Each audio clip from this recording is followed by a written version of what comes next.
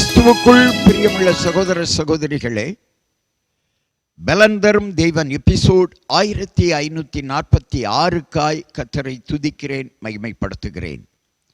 இந்த நாளிலும் ஏசாயா 1 அதிகாரம் 28வது வசனம், துரோகிகளும் பாவிகளுமோ ஏகமாய் நொறுங்குண்டு போவார்கள், கர்த்தரை விட்டு விலகுகிறவர்கள் நிர்மூலமாவார்கள்.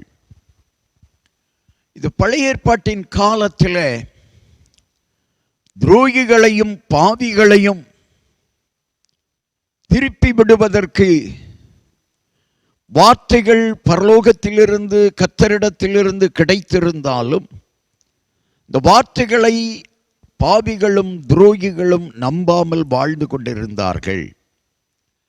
இயேசு கிறிஸ்து இந்த உலகத்தில் வந்த பின்னாடி அநேகருடைய பாவங்கள் மன்னிக்கப்பட்டது, அநேகருடைய துரோகங்கள் மன்னிக்கப்பட்டது.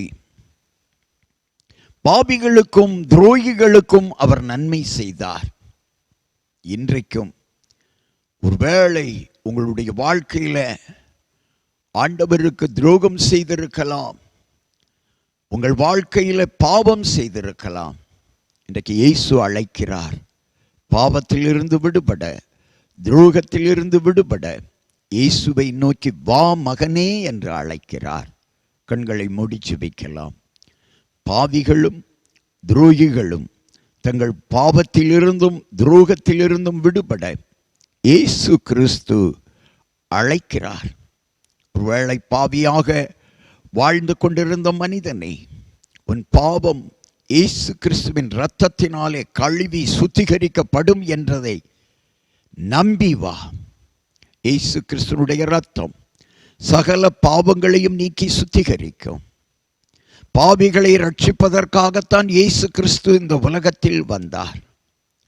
துரோகிகளுக்கும் பாவிகளுக்கும் நன்றி அறியாதவர்களுக்கும் நன்மை செய்தவர் நம்முடைய ஆண்டவராகிய இயேசு. உனக்கும் செய்வார் மகனே, உனக்கும் செய்வார். நீ ஆண்டவராகிய இயேசு கிறிஸ்துவினிடத்தில் வா, நன்மையை பெற்றுக்கொள்வாய். இயேசு கிறிஸ்துவின் நாமத்தில் ஜெபிக்கிறேன் பிதாவே, ஆமென்.